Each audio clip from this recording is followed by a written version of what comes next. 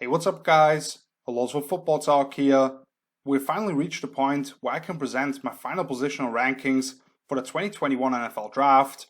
We will have at least one video coming out per week where I break down the top 10 prospects at that position. And on my page rules for footballtalk.com, I also have an offense and a defensive counterpart coming out the week, like linebackers going with the running backs this week, or offensive tackles and edge rushers next. So definitely make sure to check that out if you're interested in these kind of detailed breakdowns. I really hope that we can grow this channel and my page together throughout this draft process. So make sure to hit the like button, subscribe, and share the content if you enjoyed it. And we'll start off with the running backs today, where I hope to hit another home run after I was like the only person out there to have James Robinson as a top 10 running back in last year's class. And we're going to begin with three names that just missed the cut. The first one here is Javian Hawkins from Louisville, 5'9", 195 pounds, and that size already kind of tells you what may limit him at the next level, but very shifty back, has the long speed to finish big plays in the end zone, excelled in the Cardinals' outside zone game, where he can make that one cut and explode through the hole, tremendous start-stop quickness, but won't really dance around in the backfield, which is what I really appreciate. In pass protection, he doesn't mind throwing his body around, even getting in front of defensive tackles at times when they release off the initial blocks. However, he does swing the ball pretty far away from his body at times. Only had one fumble in 2019, I think, but put it on the ground 4 more times in the 9 other career games. And for a space back, only 20 career catches, not quite what you want to see. Then there's Ramondre Stevenson from Oklahoma. Exact opposite in terms of size, it's just under 6 feet, 230 plus pounds.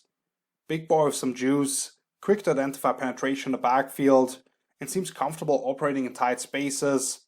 You see him spin off a lot of tackles, and it looks like at times that he's like grease rubbed all over his body with the way guys slip off him.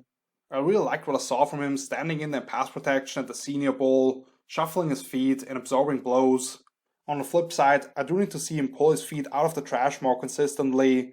His burst and long speed are definitely below average, and he's kind of that Eddie Lacy type back that we've rarely seen have sustained success at the pros, but he's definitely an intriguing option if you have more of a space back already. And the last one here is Demetric Felt from UCLA, 5'8", about 200 pounds. Kind of the reverse of Antonio Gibson in this draft process. Started out as a wide receiver, then transitioned more to the running back position, and was really out there just as a receiver at the Senior Bowl again, where he looked very natural getting in and out of his breaks, with head fakes that he displayed. Might be looked at as a more receiver altogether, but as a running back, very shifty and pretty unique mover in the open field. He's gotten so much stronger, I believe, in terms of breaking tackles and turning yardage out through contact. However, with less than 250 carries, he doesn't really have a lot of experience at the position, and I don't really trust him in short yardage situations, where he tries to get around defenders and make them miss when they penetrate in the backfield, rather than taking his head down and getting the yards necessary. And as a receiver, there's a little too much sauce to his routes, which can be a problem in those timing-based passing attacks. With him, really the conversation is, do you look at him as more of a tweener or a versatile weapon? But let's get into the list now, and at number 10 we have Khalil Herbert from Virginia Tech, 5'9", 205 pounds, redshirt senior, spent his first 4 years in college at Kansas, where he never really got the opportunities he deserved because he had Puka Williams ahead of him in the depth chart. But I think Herbert's vision and ability to set up plays translates much more cleanly to the next level than Williams. Brett Coleman, who I respect a lot, has recently compared him to Aaron Jones, and while I can't quite see that, he's a very similar type of back in terms of in the wide zone game has the burst to get out to the edge, but also keeps vision on the backside and sees those cutback opportunities where he can stick his foot in the ground and go. He really has superb ankle flexibility in terms of bending, curving, cutting off it with explosiveness. Also like how he keeps the ball high and tight. That's only one career fumble on over 500 touches. And while he definitely needs some work in pass protection, he's at least willing to surrender his body for it. You see him break plenty of arm tackles when he has the momentum built up, but otherwise his power kinda underwhelming. And I don't think the difference between him and Aaron Jones, I don't quite see that instant acceleration to get into the open space if there's no wide open lane available for him. And once again, for more of a space player, only 34 career receptions, that's kind of a question mark. So there's a lot to like here, especially if you looked at him last season. But for Herbert, I think he's best served as part of a 1-2 punch, preferably in a wide zone system, where his amount of touches will really depend on the role he can have in the passing game. The next name up here is Jermar Jefferson from Oregon State, 5'10", 215 pounds, a junior coming out. Really came onto the scene with a bang, over 1,500 scrimmage yards and 12 touchdowns as a freshman. Then was banged up in year 2, but really his best per game numbers came last season, including an upset win over in-state rivals Oregon, who were ranked in the top 10 at that moment, and Jefferson definitely had a key role in that upset. To me, he's such a natural runner, with the feel for putting blockers in certain spots and getting his body in position to avoid defenders, or at least not allow them a straight shot at him. But you can also see him drop the shoulder with some force on an awaiting defender, and really pulls through nicely. I thought Jefferson looked like a much more dynamic ball carrier in 2020, with 2 runs of 75 plus yards. He's very effective in chip and release duties, and while we haven't seen him do it a ton of, he can really burn some angles after catching checkdowns. However, like I just mentioned, only 9 catches in each of the last 2 seasons, that's 15 games overall. Takes his eyes off the ball too quickly, which leads to some drops. And in terms of his ball security, he pushes that elbow forward too much when he gets into traffic, and doesn't really shield it away from the punching defenders. So I personally don't like player comps a whole lot, but he's kind of similar to Zach Moss last year for me. Both natural runners without a lot of wasted movement. I wouldn't say Jefferson is quite on that same level as Moss coming out of Utah last year, but he also doesn't have that extensive injury history. Maybe Jefferson won't be a superstar at any point, but he's a very solid and scheme-diverse player, and it's hard for me to judge because I just don't have it on tape a whole lot, but it would be very important for a team to actually be able to work him out and see what they can do in the pass game, which this year will definitely be more complicated, and therefore I could see him drop a little bit, but because of it be a value pick in the middle round. At number 8 now, Chuba Hubbard from Oklahoma State, 6 foot, 210 pounds, a redshirt junior, arrived at Stillwater at just 190 pounds, but really hit the weight room and is now one of the most solidly built backs in the entire country.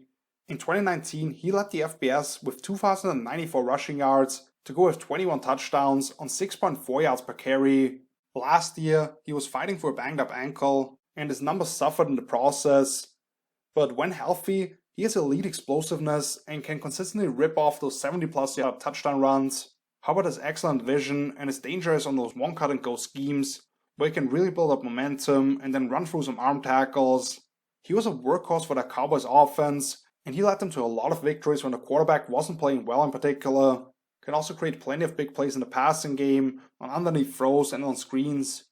However, Howard wasn't nearly as explosive or as dynamic a ball carrier last season, and at Oklahoma State, he really only ran zone, draws, and screens, plus a few power runs. He needs to do a better job of pulling those knees up and stepping out of the trash, and in the pass game, we really didn't see him get involved a whole lot downfield, and he kind of coasts in pass protection, and I don't want to bang too much for it. They just didn't ask him to do a whole lot, but that's something we just didn't see on tape too much. And he had 11 career fumbles in 33 games, so on just under 600 attempts. He just needs to do a better job of protecting the ball through his cuts. Hubbard to me is one of those guys who has superstar potential in a Kyle Shanahan system, for example, but his lack of value on third downs and the ball security issues make me pause here, and it really depends on where he goes now. At number 7 with Kenneth Gainwell from Memphis, 5'11", 190 pounds, a redshirt sophomore, when you consider that he opted out of the 2020 season, and he really only had 1 year of real production, but that was an awesome one, with 2,069 scrimmage yards and 16 touchdowns on 282 touches. What you really see on tape, because he runs so much zone, is the way he can translate speed vertically super well on those one-cut schemes, and he has great explosion through the hole. He utilizes reduced footwork and body language to set up blockers, especially those lead guys on those wraparound pulls when they run power. For a rather small guy at 190 pounds, he can sustain some big hits because of the power in his quads and the balance that he has, and he really keeps those legs churning through contact to gain extra yardage. However, what really makes him that intriguing prospect is the special ability he has as a space player, where he makes some dynamic cuts and really has a plan in the open field. In the pass game, you saw him split out wide and in the slot, running vertical routes to go with those out routes and bubbles and all that kind of stuff. But actually simply go routes from the outside and throw it back shoulder to him. Yet despite his involvement in the pass game, there's some inconsistencies when it comes to his catch technique, and in the open field he can kind of get too fancy at times. As a pass protector, he just doesn't offer a whole lot, because he doesn't have that ability, that firm base to stand in there and take on blitzers. And you have to consider in the Memphis offense the last few years, the type of backs that they have produced, how productive all of them have been, just because of the way that they spread the field and open up space for the backs.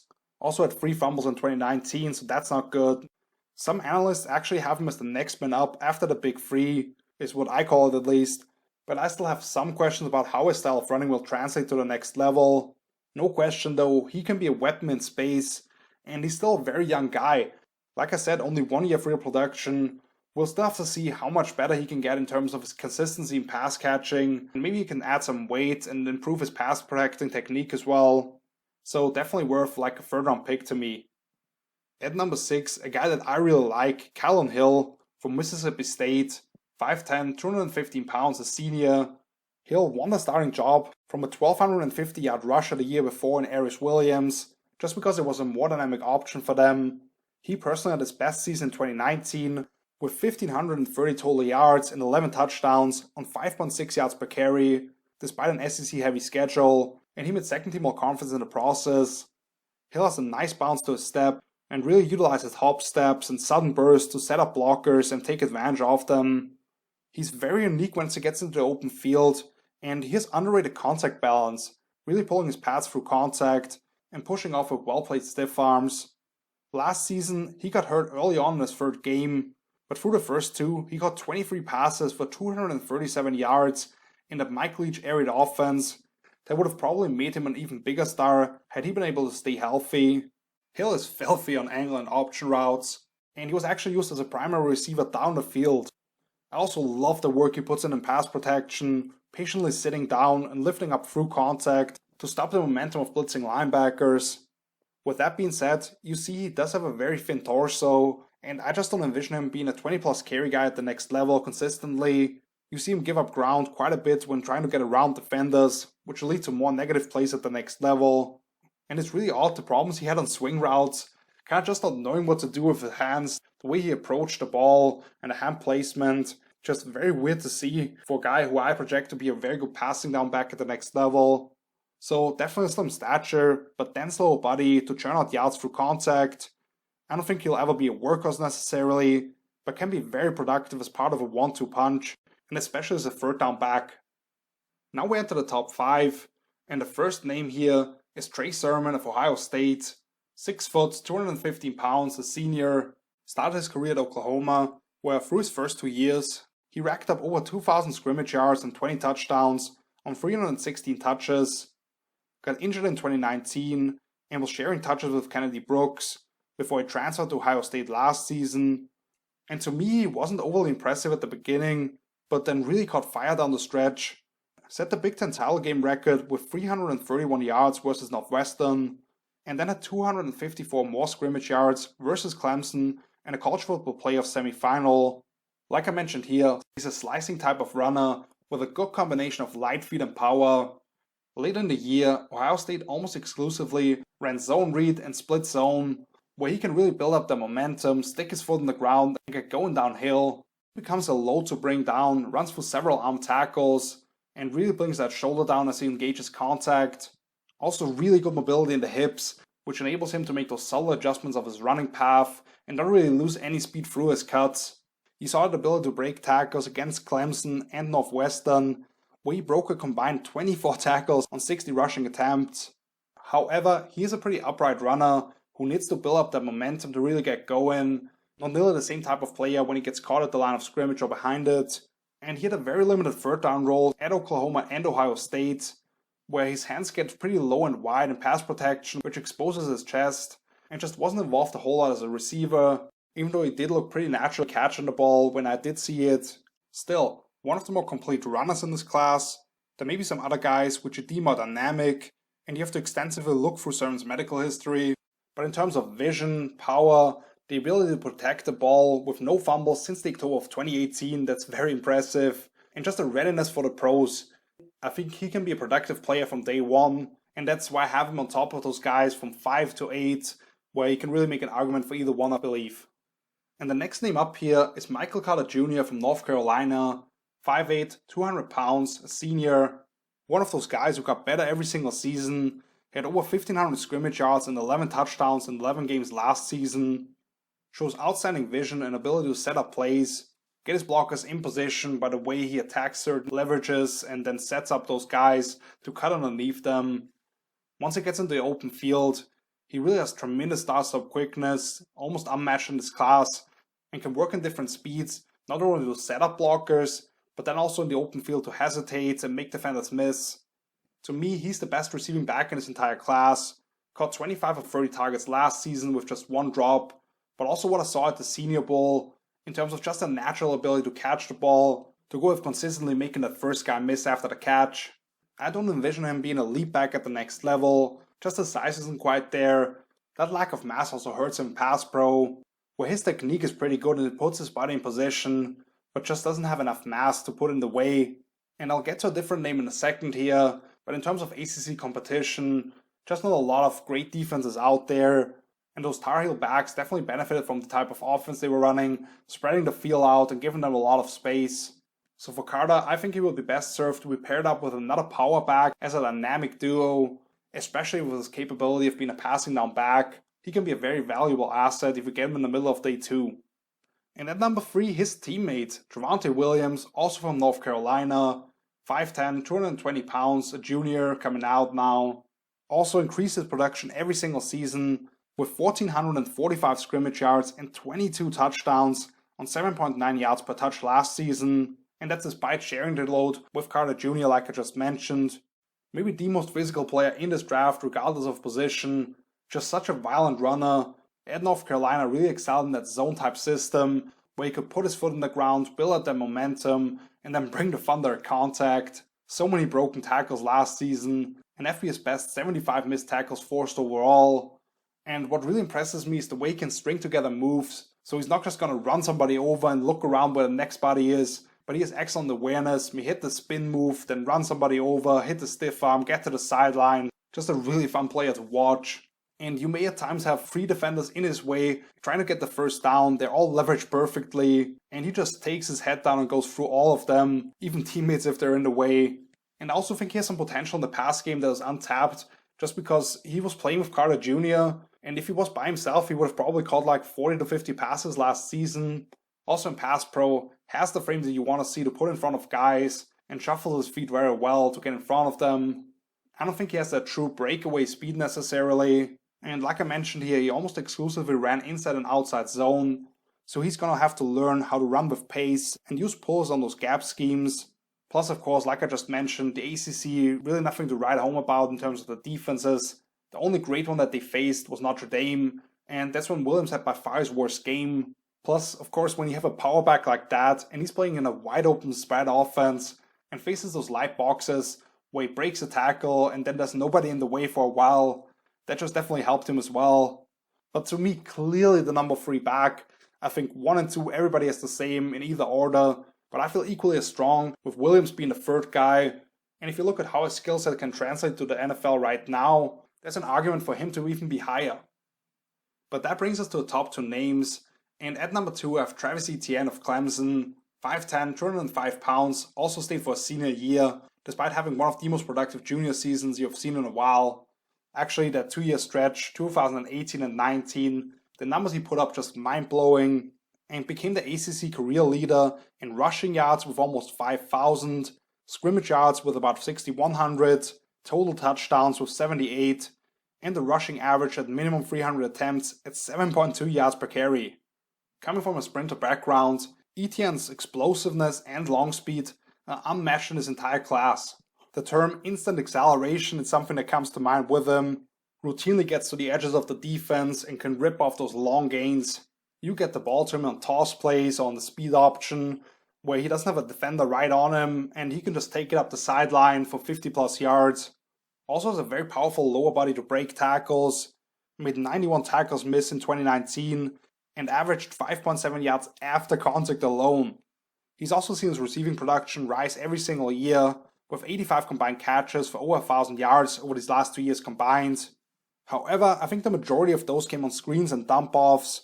Not a very diverse route tree that he ran or anything like that. It was just they got him out in space and threw it to him and let him go to work, which is valuable, but not nearly as translatable to the next level. In pass protection, his eyes usually go down, and he doesn't consistently land his hands inside the chest of the defender. You look at the Notre Dame game, his worst one of the season, 18 carries for just 28 yards, was bottled up all night long, forced to change directions in tight quarters and to create on his own, which I just don't think he's quite on the same level as my number one guy, or some of these other guys on the list, to be honest. He does certainly rely on that burst to get him out of trouble a lot of times, bouncing out wide and that kind of stuff. You look at the 4.4 flat from his pro day, that's definitely good, but he plays much faster than that in my opinion. Ran it at about 5 to 10 pounds too heavy. Truly from day one of the fastest guys in the NFL. You can argue he's a zone runner only, where you get him in those wide zone plays and either get him out to the edge or he can cut up field and use that explosiveness for him. In terms of creating individually, like I said, I think this guy's better than him, but if you put it in the right system and you utilize his strengths, he can be a home run hitter for you. And at number 1, I have Najee Harris from Alabama, 6'2", 230 pounds, also a senior, another guy who could have easily come out after 2019. A former top 3 overall recruit, Najee had to sit behind Damian Harris and Josh Jacobs and really wait for his time, but he turned himself into a workhorse in 2019 with over 1,500 scrimmage yards and 20 touchdowns on just 236 touches. And like I said, he returned for his senior year and only improved his numbers, almost 1,900 scrimmage yards and 30 trips to the end zone on just under 300 touches, was a unanimous All-American and received the Doak Walker Award for the best running back in the country. The light really went on for him his junior year when he started to finally run like a big back, and he has been one of the most punishing ball carriers in the country since then. When you look at him, he kind of has the stature of a Derrick Henry, doesn't quite have that same crazy power or speed, but has much better start-stop quickness and is a very patient runner. I love the way he can manipulate second-level defenders by leaning his body one way and opening up a lane for himself. And once he gets on the open field, he's really a load to bring down, has those 33.5-inch arms to keep defenders away from his lower body. Last season, he forced 69 missed tackles and gained almost 1,000 yards after contact. Najee's a very natural pass catcher and was often the primary read on plays, like Alabama's mesh concepts, where he ran the wheel route along the sideline, and a lot of times just opened up space for his receivers underneath, but depending on the matchups that they got, also was the first read a lot of times. And I think what gets overlooked with him is the work he puts in pass protection, has a strong anchor to stop the momentum of charging linebackers, and really keeps his head on a swivel to ID the pressure coming at the quarterback, even though he can be a little too aggressive at times with stepping up. But other than that, the only two things that really come to mind, I would say he only has average long speed, and that methodical style of running, it might not quite work the same way on the next level, because he was running behind the Joe Moore Award-winning best offensive line in college football.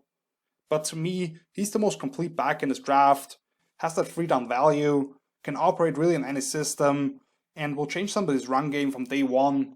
So very well deserved of that number 1 spot in my opinion. And that is our list. Let's give you a quick recap here. Like I said, I think there's a big 3, not a big 2 necessarily, with Harris, Etienne, and Williams, who will all have top 40 grades from me. I like this class in general, even though it isn't quite as deep as it was last year. But like I already mentioned, from 5 to 8, it's really a preference on the type of system that you're running. A lot of undersized guys in this group, but some interesting skill sets, and it really depends on what you're looking for. Once again, I broke down several other guys, so you can just ask me my thoughts on them. But with that, let's wrap this thing up. Thank you so much for watching. If you enjoyed this video, please leave a like, subscribe to the channel, share it with a couple of friends that you know like following the draft along, and that would enjoy these positional breakdowns. Let me know what you think of the list down below in the comments. Is there somebody that I missed that you believe should be on there? Is there somebody on there that you think shouldn't be on at all? Just comment down below or hit me up on my social media, which I've linked down below in the description. Once again, we'll have at least 1 video coming out per week, and I'll have 2 detailed breakdowns a week on my page, hellosfootballtalk.com, which you can also find down below. Next week, we'll dive into the edge rushers. So, until then, see you later. Peace!